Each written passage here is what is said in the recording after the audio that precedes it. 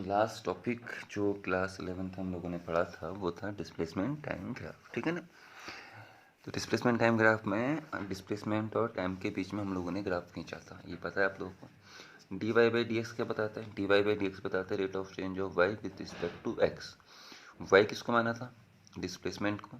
X axis में क्या लिया था? टाइम लिया था। तो d y by d x slope बताता है, तो यहाँ पर डी वाई की जगह पर D S upon d T जो कि वेलोसिटी होगा। तो इस स्लोप में, इस ग्राफ में जो ग्राफ का स्लोप होता है वो स्लोप बताता है आपका वेलोसिटी को रिप्रेजेंट करता है, ठीक है। उसके बाद हम लोगों ने कुछ डिस्कस किया था, greater the slope greater is the velocity, greater the slope greater is the velocity, if the slope is making an angle greater than 90 यानी कि स्लोप क्या होगा? अगर नेगेटिव हो तो वेलोसिटी भी आपका नेगेटिव था। The time displacement graph of a moving object have several lines, बहुत सारी लाइंस हमने ड्रॉ की थी, several lines of different slope, then it means that the time of the velocity of the object is changes, ठीक है। इस तरीके से कुछ ग्राफ हम लोगों ने बनाए थे। देखिए पहली बात तो ये याद रखिए, आप लोगों को काम नहीं आ रहा 11th का, ठीक है। इतना इसको लाइटली मत लीजिए, साइंस को या कोई भी आपका सब्जेक्ट है उसको इतना लाइटली मत लीजिए। लेकिन अगर साइंस को अगर हम लोग बात करें तो अगर आप लापरवाही करेंगे तो बहुत फंसेंगे। आप साइंस में फिर रिकवरी नहीं कर सकते हैं, याद रखिए। अगर आपने शुरू के बेसिक कॉन्सेप्ट छोड़ दिए और आप आगे सोचेंगे हम लोग पढ़ लेंगे तो नहीं सीख सकते। ये चीज़ आपको 12th तक भुगतनी पड़ेगी। 12th के जब तक आप साइंस कंटिन्यू करेंगे, सो फिर साइंस आप छोड़ देंगे 12th के बाद। इसलिए प्लीज़ लापरवाही मत कीजिए, पढ़िए, काम कीजिए। बहुत टिपिकल लिए आपको नहीं पढ़ाया जा रहा है, बिल्कुल आसान सी लैंग्वेज में बताया जा रहा है। ये भी हम भी समझ रहे हैं कि भाई वीडियोस देख देख के, ठीक है, आपने कहा भाई यूट्यूब में इससे भी अच्छा कंटेंट मिलेगा, जो भी है, लेकिन हम आपको समझते हैं भाई और आप हमको समझते हैं, ठीक है। तो भाई आप हमारी और हम आपको समझते हैं, कहने का मतलब हम आपको समझ इस तरीके से समझते हैं कि हमको पता है कि आपको किस तरीके से कौन सी चीज़ समझानी है और आपको कौन सी चीज़ समझ में आएगी, ठीक है। आपकी और हम आपको हमारे और हमको आपकी हैबिट है। तो प्लीज़ ध्यान से पढ़िए और वीडियो देखिए और काम भेजिए प्रॉपरली, ठीक है ना। चलिए अब आगे करते हैं। देखिए भाई डिस्प्लेसमेंट टाइम ग्राफ में एक चीज़ और देखते हैं, ठीक है। ये एक एक्सिस है, x axis y axis. X axis represent time, ठीक है। एक्स एक्सिस आपका टाइम को रिप्रेजेंट कर रहा है, टाइम किस में? सेकेंड में। वाई एक्सिस किसको रिप्रेजेंट कर रहा है? डिस्प्लेसमेंट को। और डिस्प्लेसमेंट किस में है? मीटर में, ठीक है। तो कल हो गया था। तो जो ग्राफ हमारा है वो ग्राफ कैसा आया था बताइए? वो ग्राफ जो आया था, एक ग्राफ खींच रहे हैं ये, ठीक है। फिर इसको हल्का सा ये कर देते हैं, फिर इस ग्राफ को ये ले जाते हैं, फिर इस ग्राफ को ये लेके आते हैं। इस ग्राफ में डिस्कस करते हैं थोड़ा सा क्या दिक्कत है। बहुत सारी लाइन है ना इसमें। कौन कौन सी लाइन है? देखिए पहला लाइन जो है वो O टू A है, अगला लाइन जो है वो A टू B है, अगला लाइन जो है वो B टू C और अगला लाइन C टू D, ठीक है ना। O to A, A to B, B to C, C to D। O to A में इस लाइन ने एक्स एक्सिस से कुछ एंगल बनाया है, यस। A टू B में इसी लाइन ने एक्स एक्सिस एंगल बनाया है, हाँ। बी टू सी ने एक्स एक्सिस एंगल 0 बनाया है, और सी टू डी जहाँ पर कट किया वहाँ के राइट से जो एंगल बन रहा है वो 90 से बड़ा है। तो यहाँ पर एंगल अगर थीटा 1 का है, यहाँ पर एंगल कितना का है? थीटा 2 का है। यहाँ पर थीटा 3 जो है वो 0 है एक्स एक्सिस से, और यहाँ पर जो थीटा 4 एंगल है वो 90 से बड़ा है। ये बात आपको समझ आ गई बात। O टू A ने कितना एंगल बनाया? थीटा 1। A टू B ने कितना बनाया? थीटा 2। B टू C कितना बना रही? थीटा 3 जो किसके बराबर है? 0। C टू D ने कितना बनाया? थीटा 4 जो 90 से बड़ा है, क्योंकि हम जहाँ पर लाइन कट करती है उसका आगे के पोर्शन से एंगल लेते हैं, और थीटा 1 जो है वो थीटा 2 से बड़ा है। स्लोप क्या होता है? M। M किसके बराबर होता है? tan of theta. tan theta किसके बराबर है? dy by d x. Y और x, तो y का काम कौन कर रहा है? ds डिस्प्लेसमेंट, और x का काम कौन कर रहा है? t ds upon dt। तो it is represent slope means velocity. तो डिस्प्लेसमेंट टाइम ग्राफ में जो स्लोप होता है वो बताता है आपको वेलोसिटी। क्या बताता है? वेलोसिटी। तो greater the slope greater is the angle, greater is the angle making by the line with x axis, and उसका टेंजेंट स्लोप भी बड़ा होगा, टेंजेंट भी बड़ा होगा, है ना। O टू A स्ट्रेट है, मतलब स्लोप ओ टू ए के हर पॉइंट में कांस्टेंट है। परसों डिस्कस किया है जब ग्राफ कर्व्ड रहेगा, इस तरीके से दो कर्व बताए थे, एक कर्व वही बताया था, एक कर्व वही बताया था, है ना, इस तरीके से। तो यहाँ पर स्लोप कंटिन्यूसली चेंज हो रहा है, इसका स्लोप कांस्टेंट है। और अगर ग्राफ इस तरीके से आया था तो इसका स्लोप कंटिन्यूसली घट रहा है एक्स एक्सिस से, जबकि वाई से बढ़ रहा होगा। इसका स्लोप एक्स एक्सिस के साथ बढ़ रहा है जबकि वाई से घट गया। याद रखना भाई, एक्स एक्सिस से अगर एंगल बढ़ रहा है, कोई भी लाइन है, ये लाइन का अगर एक्स एक्सिस के साथ एंगल बढ़ रहा है तो वाई से घट रहा होगा, वाई से घट रहा है तो एक्स से बढ़ रहा होगा। तो इस लाइन का जो स्लोप है वो एक्स एक्सिस से, टाइम एक्सिस से बढ़ रहा है, याद रखिएगा इस बात को। तो दूसरे एक्सिस से वो घटेगा। तो O to A straight line है, A to B straight line है, B to C straight line और सी टू डी भी स्ट्रेट लाइन है। तो ओ टू ए आपका स्ट्रेट लाइन है, that is slope is constant at every point on the line. A to B straight line है तो यहाँ पर भी स्लोप कांस्टेंट है, बी टू सी में भी स्लोप कांस्टेंट और सी टू डी में भी आपका स्लोप कांस्टेंट है। लेकिन जैसे ही आप इस पॉइंट ए पर आए तो इस पॉइंट ए पर आते ही स्लोप चेंज हुआ। What is slope? वेलोसिटी। तो ओ टू ए में वेलोसिटी कांस्टेंट थी, ए टू बी में वेलोसिटी कांस्टेंट थी, लेकिन ए पर आते ही अगर स्लोप चेंज हुआ है, मतलब ए पर आते ही वेलोसिटी चेंज हुई है। That is a force acting on the object at point A. क्यों? क्योंकि बिना फोर्स के आपकी वेलोसिटी में चेंज नहीं आ सकता, बिना फोर्स के आप पर एक्सीलरेशन नहीं आ सकता। F is equals to M into A भी तो था। ए क्या है? एक्सेलरेशन। अगर एफ जीरो तो ए जीरो तो वेलोसिटी में चेंज नहीं आएगा। तो इसमें O to A straight line है, स्लोप क्या है? कांस्टेंट। अगर ये स्ट्रेट लाइन है, स्लोप कांस्टेंट है, तो वेलोसिटी भी कांस्टेंट। तो ए टू ओ टू ए कोई एक्सेलरेशन नहीं है क्योंकि आपका अच्छा हमने कहा था ना, हम लोगों ने क्या करा था, हमने पिछले वेलोसिटी एक्सेलरेशन सब पढ़ा है। एक्सेलरेशन क्या? Rate of change in velocity. तो अगर आपका वेलोसिटी कांस्टेंट है तो आपका एक्सेलरेशन होगा जीरो। लेकिन अगर आपकी वेलोसिटी चेंज हो रही है तो इसका मतलब आप पे कुछ ना कुछ एक्सेलरेशन भी होगा। तो ओ टू ए में कोई एक्सेलरेशन नहीं है, ए टू बी में कोई एक्सेलरेशन नहीं है, लेकिन ओ टू ए से ए टू बी में जैसे ही ए पॉइंट के थ्रू गया तो ए पॉइंट में आते ही वेलोसिटी घटी बढ़ी जो भी है लेकिन चेंज हुई है। हालांकि देखिए एंगल ए पर क्या है? थीटा टू, यहाँ पर एंगल क्या है? Theta one. तो एंगल घट रहा है। अगर एंगल घट रहा है तो स्लोप घट रहा है, वेलोसिटी घट, यानी कि ए पर जो फोर्स लगा है वो वेलोसिटी के अपोजिट रिटार्डिंग फोर्स लेकिन लगा है। वैसे बी में फोर्स लगा डेफिनेटली यस, क्योंकि बी पर आती ही वेलोसिटी क्या हो चुकी है? चेंज होकर जीरो हो चुकी है। थीटा थ्री क्या है? जीरो। तो यहाँ पर भी कोई फोर्स नहीं है, लेकिन एग्जैक्ट बी में फोर्स है, सी में फोर्स है, हाँ एग्जैक्ट सी में फोर्स होगा। सी टू डी का स्लोप क्या है? 90 से बड़ा। तो यहाँ वेलोसिटी क्या है? नेगेटिव। ओ टू ए क्या बता रहा है कि आप इनिशियल, मैं अपने घर को इनिशियल पॉइंट मानता हूँ। ओ टू ए क्या बता रहा है कि मैं अपने घर से दूर गया। ए टू बी क्या बता रहा है? मैं अपने घर से फिर दूर जा रहा हूँ। लेकिन ओ टू ए बता रहा है कि मैं अपने घर से जब दूर गया तो तेज वेलोसिटी से गया। ए टू बी बता रहा है कि मैं जब दूर जा रहा हूँ तो उतना वेलोसिटी मेरा नहीं है। बी टू सी बता रहा है कि मेरी वेलोसिटी जीरो हो गई, मतलब मैं वहाँ पर जाकर रुक गया हूँ। सी टू डी बता रहा है कि वेलोसिटी स्लोप आपका 90 से बड़ा है, वेलोसिटी आपकी नेगेटिव है, that is you are returning back to its initial point. नहीं है असल में? आ रहा है ना? अच्छा, अगर यही ग्राफ यहाँ से नीचे को पहुँच जाता तो इसका मतलब आप अपने इनिशियल पॉइंट में वापस ही में फिर उसके अपोजिट चले गए। पॉजिटिव डिस्प्लेसमेंट, नेगेटिव डिस्प्लेसमेंट, है ना? तो ये क्या भाई आपका डिस्प्लेसमेंट टाइम ग्राफ क्लियरली आपका हो चुका था, ठीक है ना? तो अगर आपका क्या है कि if the time displacement graph, अगर if the time displacement graph of a moving object has several line of different slopes, then it means that at that time the velocity of object changes. मतलब जहाँ पर आपका slope change हो रहा है वहाँ पर आपकी वेलोसिटी क्या हो चुकी है? चेंज हुई, यानी कि डेफिनेटली वहाँ पर कुछ ना कुछ फोर्स लगा है, ठीक है। अच्छा, उसके बाद एक कॉन्सेप्ट और था कि if the time displacement graph of a moving object is not a straight line, it is a continuous curve, is not a straight line, it is a continuous curve, then if the graph is a continuous curve, this means that the slope of the object is continuously changing at each point, क्योंकि slope change होगा। If the slope is continuously changing at each point means that velocity is also changes continuously changing. Velocity भी क्या होगी? लगातार change होगा, क्योंकि slope क्या बताता है? वेलोसिटी बताता है।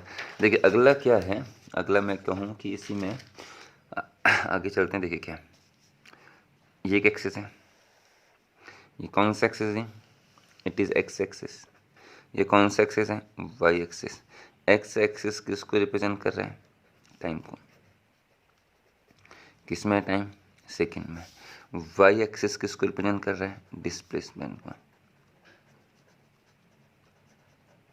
डिस्प्लेसमेंट किस में है, मीटर में, ठीक है ना। और जो यहाँ पे ग्राफ आ रहा है वो ग्राफ अगर मैं कहूँ कि इस तरीके से, अरे दिख नहीं रहा, ग्राफ अगर इस तरीके से आया, देखिए किस तरीके ग्राफ बनाया हुआ है, स्ट्रेट है क्या, नो, इट इज़ ए, आप दिखाई दे रहा है ना। तो ये ग्राफ जो है एक कंटिन्यूस कर्व है, ब्रेक नहीं हो रहा है ना, तो it is a continuous curve.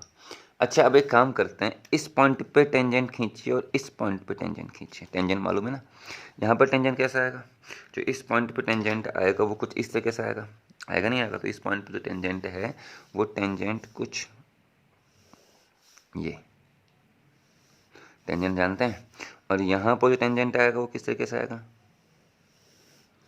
दिखाई दे रहा, दो लाइनें दिखाई दे रही होंगी। ये क्या है, टेंजेंट। टेंजेंट मतलब जो कर्व को एक ही पॉइंट पे कट करे। What is this, this is क्या, दिस इज ऑल्सो टेंजेंट। कितने टेंजेंट हो गए, दो। एक पॉइंट कौन सा पॉइंट है, ए, एक पॉइंट कौन सा पॉइंट है, बी, ठीक है। तो जो ए पर टेंजेंट आ रहा है, बड़े ध्यान से देखिए, इसने एक्स एक्सिस से एंगल बनाया है, हाँ, और जो बी में टेंजेंट खींचा है इस बी पॉइंट पे, इसने एक्स एक्सिस से कुछ एंगल, टाइम एक्सिस से कुछ एंगल बनाया है, हाँ। तो एंगल बढ़ रहा है कि घट रहा है, बताइए। एंगल ए से बी में जाने पर, ये एंगल ए से बी में जाने पर बढ़ा है। अगर एंगल बढ़ रहा है तो वेलोसिटी भी बढ़ेगी। That is velocity is continuously changing. इसके opposite velocity is changing at only a point. यहाँ पर केवल ए पर चेंज हुआ था, केवल बी पर चेंज हुआ था, केवल सी पर चेंज हुआ था। तो इसका मतलब ए, बी और सी पर फोर्स लगा, केवल ए पॉइंट में लगा है, केवल बी पॉइंट में लगा है, ए टू बी में कोई फोर्स नहीं लगा, क्योंकि यहाँ पर स्ट्रेट लाइन है, स्लोप कांस्टेंट रहेगा, वेलोसिटी कांस्टेंट है। बी पर फोर्स लगा है, हाँ, क्योंकि बी पर, बी से सी की वेलोसिटी अलग है, ए से बी की वेलोसिटी अलग है। बी से सी का स्लोप कितना है, जीरो। बी से सी का स्लोप जीरो है तो बी से सी की वेलोसिटी जीरो होगी। ए से बी का स्लोप कुछ है तो उसकी वेलोसिटी जीरो नहीं होगी। तो यहाँ पर अलग वेलोसिटी, यहाँ पर अलग वेलोसिटी, चेंज हुआ। लेकिन यहाँ पर पूरे में वेलोसिटी जीरो है, यहाँ पर पूरे में वेलोसिटी कांस्टेंट है। बी में ही वेलोसिटी चेंज होती है, एग्जैक्ट बी में कोई फोर्स अप्लाई है। जबकि यहाँ पे आपका जो टेंजेंट है, आप ए, ओ से लगातार ए तक जाएंगे तो एंगल ए पर ही बढ़ा है क्या, नहीं, ओ पर कुछ होगा, ए पर कुछ होगा, ए और बी के बीच में अलग अलग पॉइंट में। तो एंगल कंटिन्यूसली चेंज हो रहा है। अगर इसमें एंगल कंटिन्यूसली चेंज हो रहा है तो वेलोसिटी भी कंटिन्यूसली चेंज होगी। That is force is applied at every point on the motion, एक ही पॉइंट में अप्लाई नहीं है। That is, it is uniform. देखो अभी हमने एक चीज़ और पढ़ी थी, मोशन दो टाइप में पढ़ा था, यूनिफॉर्म मोशन और नॉन यूनिफॉर्म मोशन, याद होगा। यूनिफॉर्म मोशन में ए जीरो था, नॉन यूनिफॉर्म मोशन में ए जीरो नहीं था। तो ए की दो वैल्यू थी, एक वो वैल्यू थी जिसमें एक कांस्टेंट था, एक की वो वैल्यू थी जिसमें एक वेरिएबल था। तो जहाँ पे एक कांस्टेंट था तो ये एक यूनिफॉर्मली एक्सिलरेटेड मोशन को बता रहा है, यानी कि यहाँ पर आपका ए है, कांस्टेंट है, और ए का वैल्यू अगर है तो एफ इज इक्वल टू कितना होगा बेटा, एम इंटू, अगर ए है, अब जो ऑब्जेक्ट घूम रहा है उसका कुछ ना कुछ मास तो होगा ही होगा भाई, कोई भी ऑब्जेक्ट ऐसा नहीं हो सकता इसका मास जीरो। अगर हम फोटोन को छोड़ दें तो उसमें कुछ ना कुछ फोर्स आपका अप्लाई है, that is a force is continuously applicable on the body in this case, ठीक है। तो ये हमारा finally displacement time graph complete हो गया है। तो what is displacement time graph, ठीक है। डिस्प्लेसमेंट टाइम ग्राफ क्या है, तो if you measure the displacement with respect to some reference point of a moving object at different times and draw a graph between time and displacement, time and displacement is called displacement time graph. हमने एक displacement time graph के लिए एक table बनाई थी, उस table को लेकर ग्राफ ड्रॉ किया था। And in this graph we find the graph is a straight line, ठीक है। उसके बाद हमने कुछ चीज़ें डिस्कस करे थे कि what do you mean by slope वगैरह वगैरह वगैरह। एक्स एक्स को किस में रिप्रेजेंट किया, टाइम में, वाई एक्स को किस में रिप्रेजेंट किया, डिस्प्लेसमेंट में। जरूरी नहीं है आप वाई को किस में रिप्रेजेंट कीजिए, एक्स में, टाइम में, और एक्स किस में रिप्रेजेंट कीजिए, डिस्प्लेसमेंट। लेकिन उस केस में स्लोप कहाँ से मेजर होगा, फिर टाइम एक्सेस। लेकिन टाइम एक्सेस किसको माना है, वाई को, तो वाई से स्लोप आपका मेजर होगा, है ना। ये हो गया। उसके बाद क्या डिटर्मिनेशन, अच्छा अब डिस्प्लेसमेंट टाइम ग्राफ से क्या क्या निकालते हैं। डिस्प्लेसमेंट टाइम ग्राफ से पहला क्या था, पहला था आपका determination of velocity from displacement time graph. दूसरा स्लोप डिस्प्लेसमेंट टाइम ग्राफ बताएगा।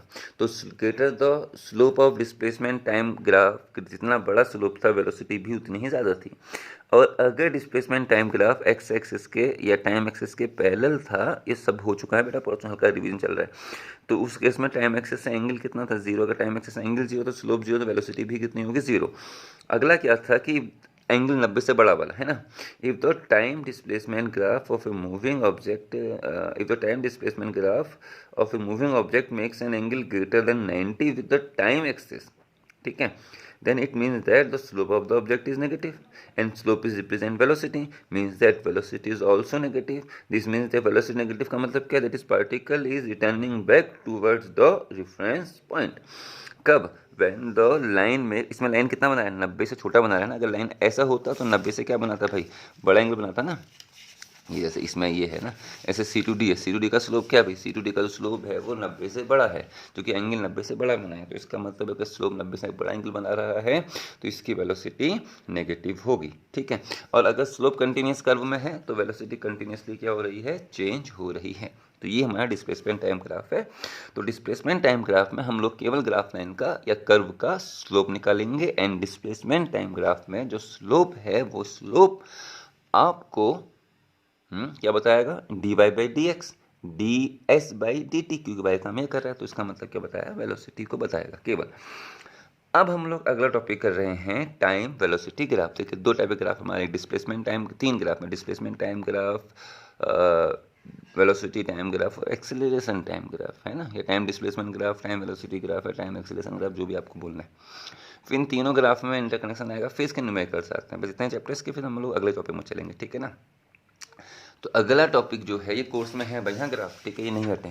अगला जो ग्राफ है वो क्या है, टाइम वेलोसिटी ग्राफ। कौन सा ग्राफ है, टाइम वेलोसिटी ग्राफ।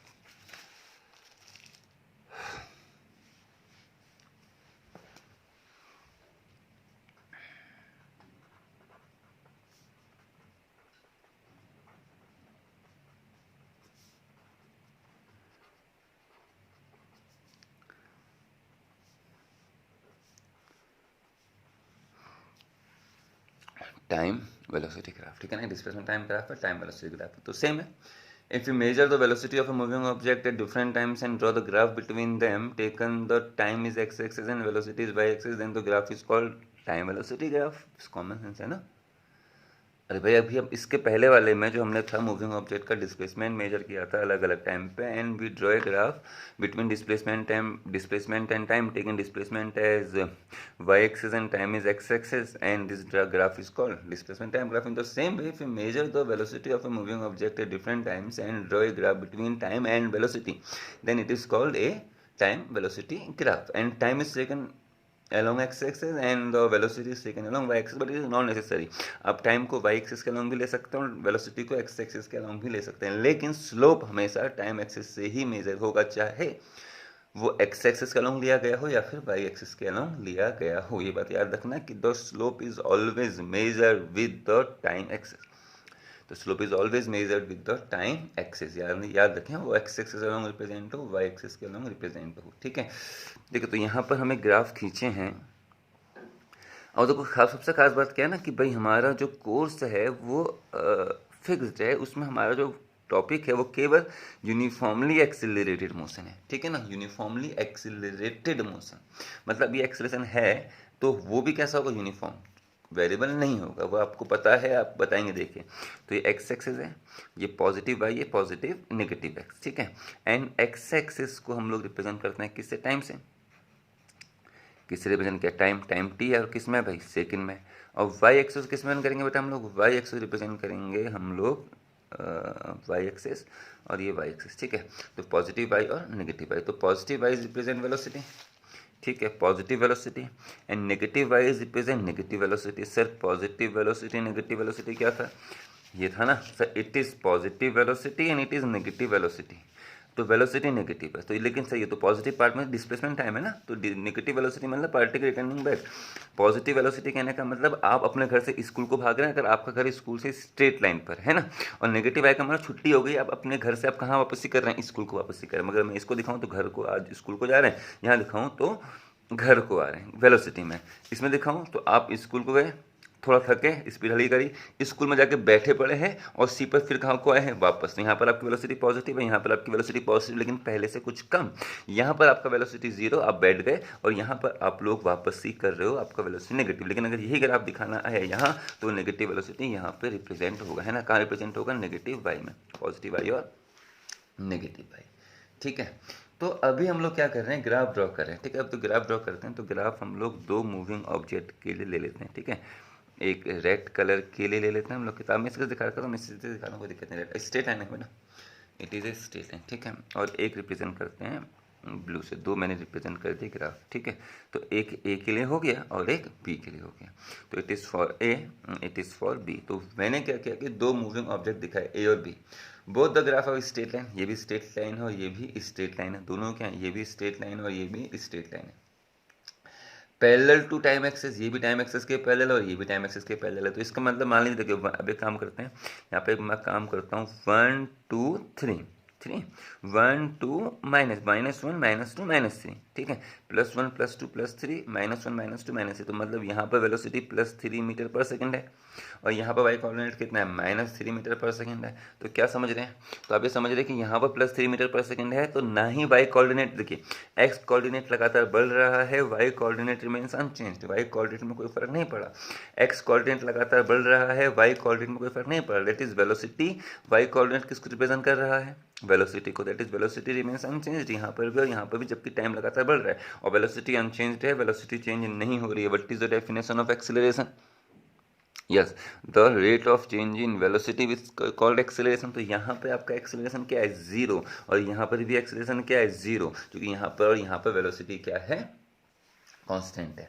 बस अंतर सिर्फ इतना है कि जो यहाँ पे वेलोसिटी है, दिस वेलोसिटी इज पॉजिटिव, और यहाँ पर जो वेलोसिटी है वो नेगेटिव वाई एक्सिस में है।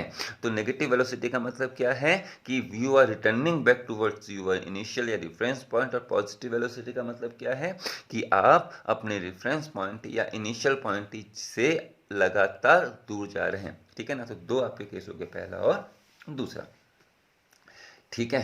तो ये क्या बेटा आपका टाइम वेलोसिटी ग्राफ। अच्छा एक काम करते हैं, अगर मैं यहाँ पर एक लाइन ड्रॉ करता इस तरीके से और यहाँ पे लाइन ड्रॉ करता इस तरीके से ऊपर वाले ग्राफ से, ठीक है, इसको मैं मानता T1, इसको मैं मानता T2, और इनके बीच का जो टाइम होता वो ये होता नहीं होता, और इसको मैं बोलता कितना, डेल्टा टी, कितना बोलता है, डेल्टा टी।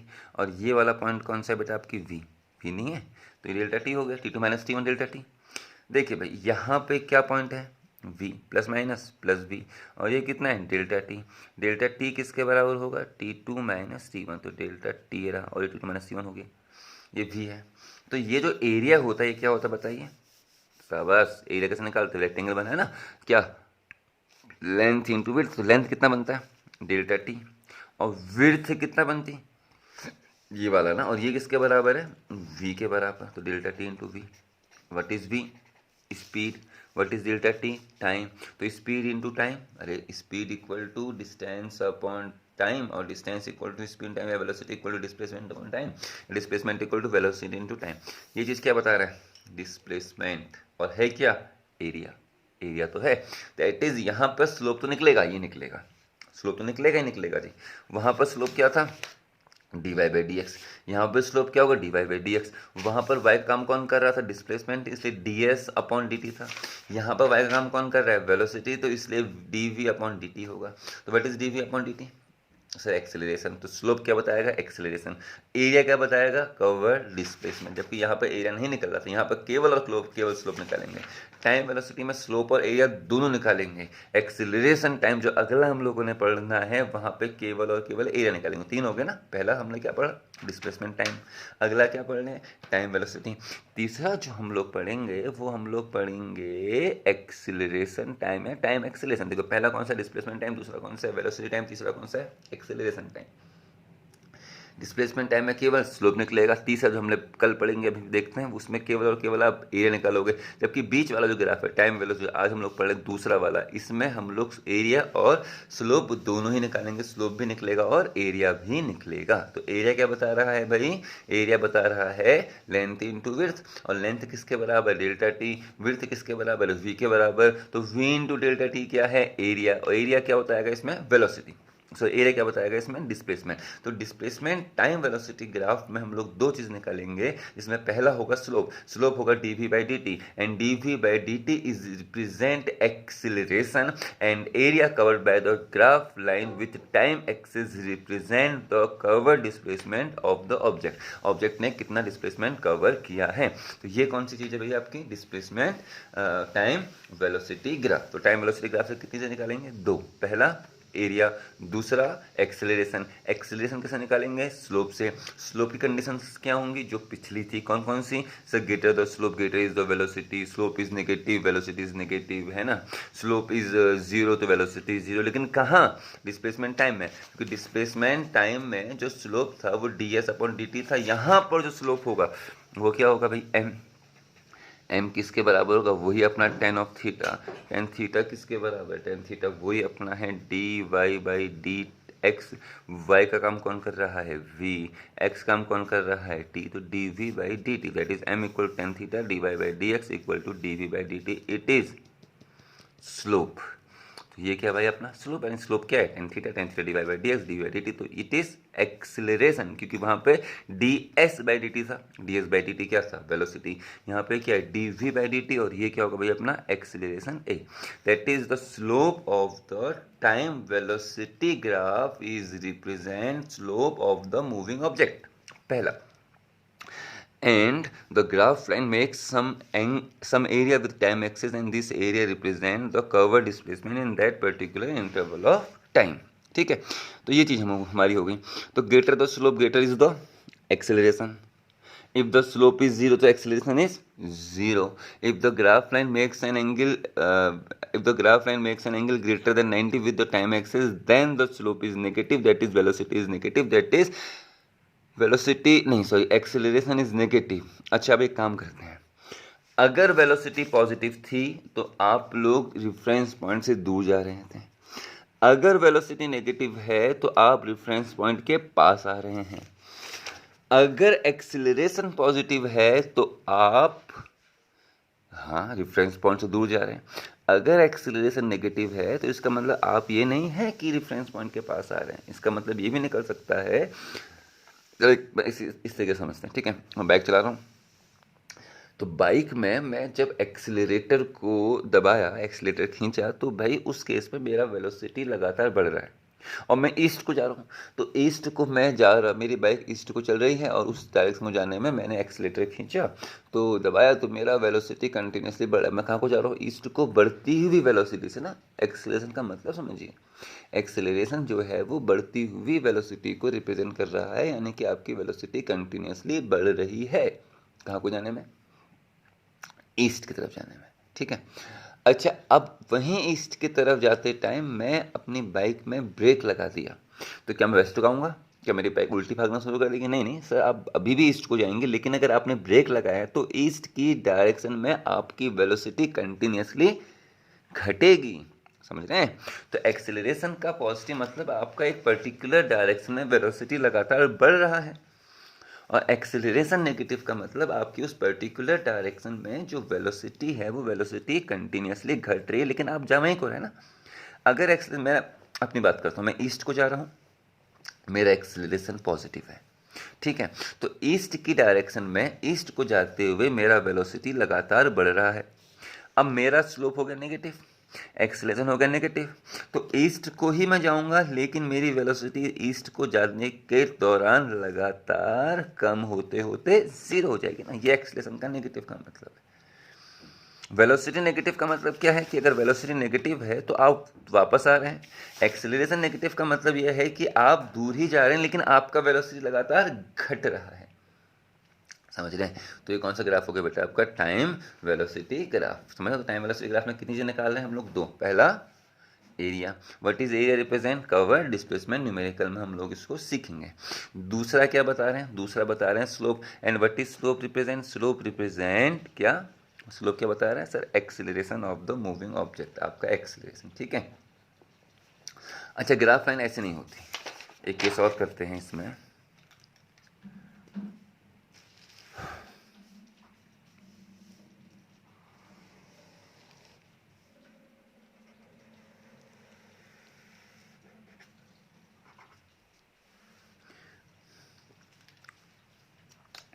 ये एक्स एक्सिस, ये वाई एक्सिस। एक्स एक्सिस किसको रिप्रेजेंट कर रहा है? टाइम को। टाइम किस में है? सेकंड में, ठीक है। वाई एक्सिस किसको रिप्रेजेंट कर रहे हैं? वेलोसिटी को। और वेलोसिटी किस में है? मीटर पर सेकंड में। इट इज ऑरिजिन, ठीक है ना। अब देखिए एक काम करते हैं, अपना जो ग्राफ आया मान लो वो ऐसा आया, मान लिया हम लोगों ने इस तरीके से, तो किस तरीके से ग्राफ आ रहा है, स्ट्रेट लाइन की कर्व, तो it is a straight line graph. Yes, तो स्लोप है sir, definitely sir it is make some angle with time axis and this angle is less than 90, ये एंगल 90 से छोटा है। अगर एंगल 90 से छोटा है तो स्लोप जो होगा वो होता है tan ऑफ थीटा। तो पहले घर में है ना और साइन tan cos, तो उस केस में आपका tan थीटा क्या है, dy by d x. Y का काम कौन कर रहा है, v, एक्स का काम कौन कर रहा है, t, तो dv बाई dt जो कि किसके बराबर है, a के बराबर, और ये क्या होगा भैया आपका पॉजिटिव, क्योंकि स्लोप आपका पॉजिटिव आया है। That is velocity is continuously increases. यहाँ पर क्या था, दिस लाइन मेक्स कितना एंगल टाइम एक्सिस है, तो this line makes angle zero with time axis. If this line makes an angle zero with time axis, this means that slope is zero, acceleration is zero, but velocity is not zero. Velocity का value है भाई Y coordinate में कुछ ना कुछ v है, velocity है, but velocity क्या है, ठीक है सही जा रहे हैं। तो इसका कुछ एंगल है, वेलोसिटी है, एक्सेलरेशन है, एक्सेलरेशन कुछ ना कुछ तो है ही, पॉजिटिव है, तो आपका वेलोसिटी कंटिन्यूसली बढ़ रहा है ईस्ट को। अच्छा मैं ग्राफ ऐसे खींच दूँ तो एक काम करते हैं, देखिए एक काम यहाँ पर सीखते हैं, इसको पहले दोनों क्लियर कर लेते हैं। ये कौन सा एक्सिस है, टाइम एक्सिस, ये कौन सा एक्सिस है, डिस्प्लेसमेंट या फिर वेलोसिटी, ठीक है। तो एक लाइन ये आया, एक लाइन ये आया, एक लाइन ये आया, ठीक है। तो पहले इसको डिस्कस करते हैं हम लोग डिस्प्लेसमेंट टाइम में। मान लेते हैं कि ये डिस्प्लेसमेंट है और ये टाइम है, तो इसका मतलब ये डिस्प्लेसमेंट है, ये टाइम है, तो डिस्प्लेसमेंट बढ़ा, यस। स्लोप है, हाँ, वेलोसिटी है, हाँ, ग्राफ कैसा है, स्ट्रेट लाइन, तो स्लोप कैसा होगा, कांस्टेंट। तो डिस्प्लेसमेंट टाइम में स्लोप क्या बताता है, वेलोसिटी, तो स्लोप कांस्टेंट तो वेलोसिटी कांस्टेंट, तो ना ही आपका वेलोसिटी बढ़ रहा है ना ही आपका वेलोसिटी घट रहा है।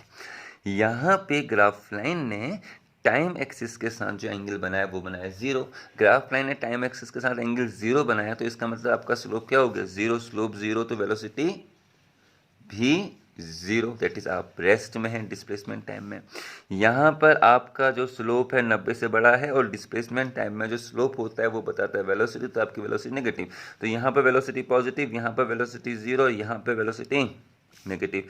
तो यहाँ पर वेलोसिटी क्या है, पॉजिटिव और कांस्टेंट, यहाँ पर वेलोसिटी क्या है, जीरो, और यहाँ पर वेलोसिटी क्या है, कांस्टेंट बट नेगेटिव। तो इसका मतलब आप घर से दूर गए, आप दूर जाने के बाद उस पर्टिकुलर पॉइंट में बैठ गए और कुछ देर तक बैठे और फिर कहाँ को आ गए, वापस, ठीक है ना।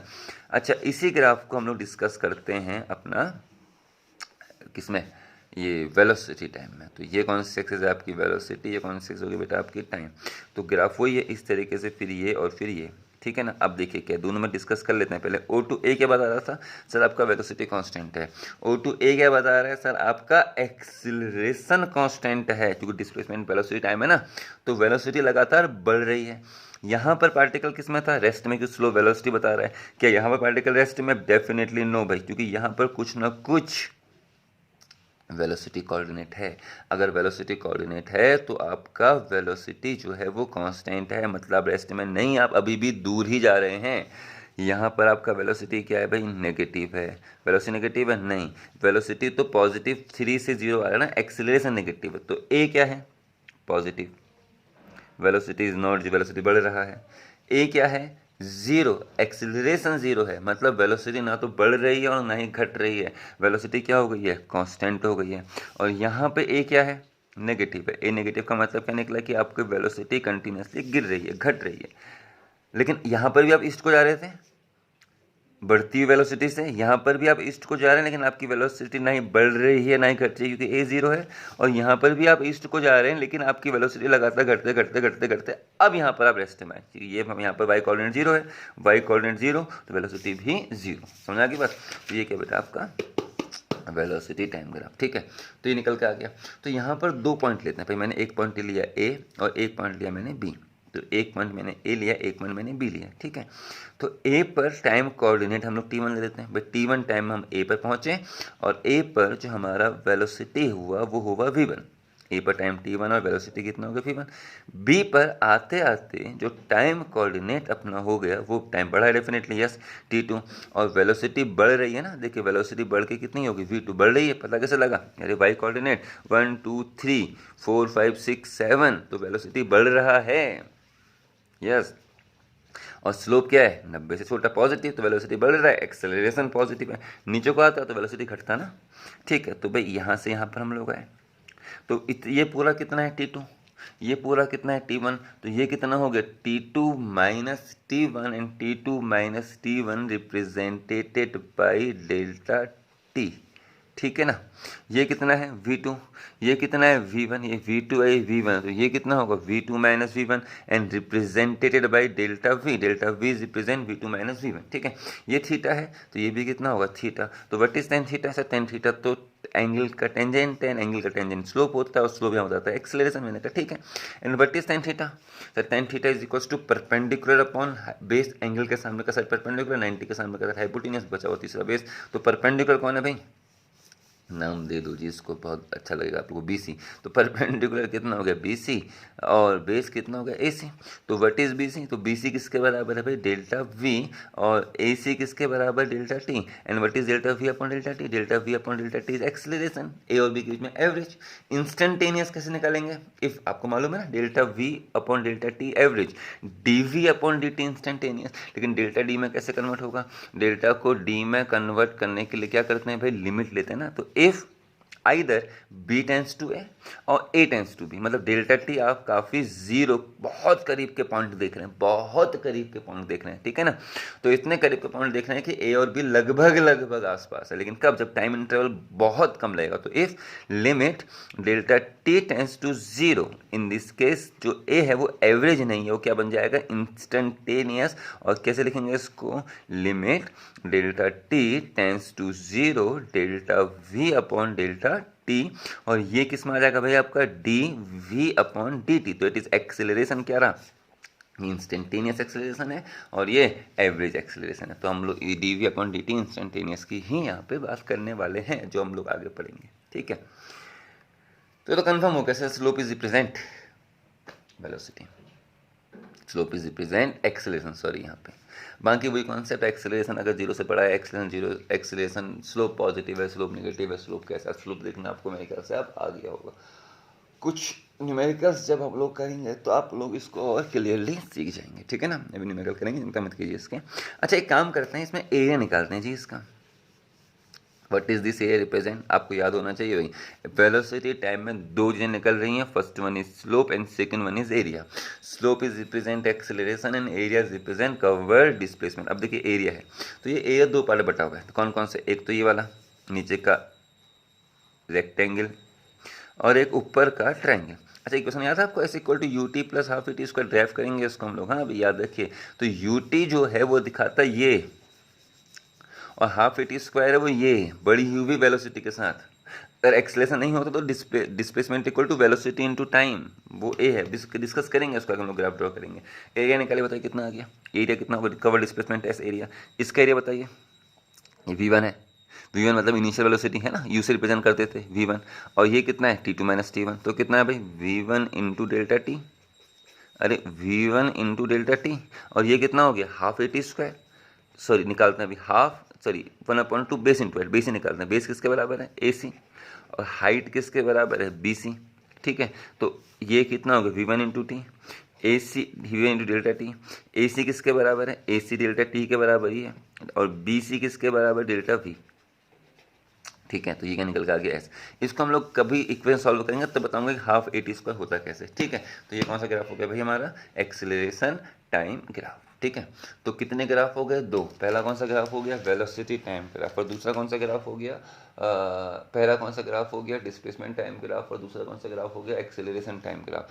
डिस्प्लेसमेंट टाइम ग्राफ में जो कॉन्सेप्ट्स हैं वही एक्सेलरेशन टाइम ग्राफ में, स्लोप वहाँ पर भी कुछ बताता है, स्लोप यहाँ पर भी कुछ बताता है। डिस्प्लेसमेंट टाइम ग्राफ में केवल स्लोप निकालते हैं, वेलोसिटी टाइम ग्राफ में स्लोप के साथ साथ टाइम ग्राफ का ग्राफ लाइन का टाइम एक्सेस के साथ कुछ ना कुछ एरिया भी निकालेंगे। That is velocity, displacement time graph में हम केवल स्लोप निकाल रहे हैं, हम केवल वेलोसिटी निकाल रहे हैं।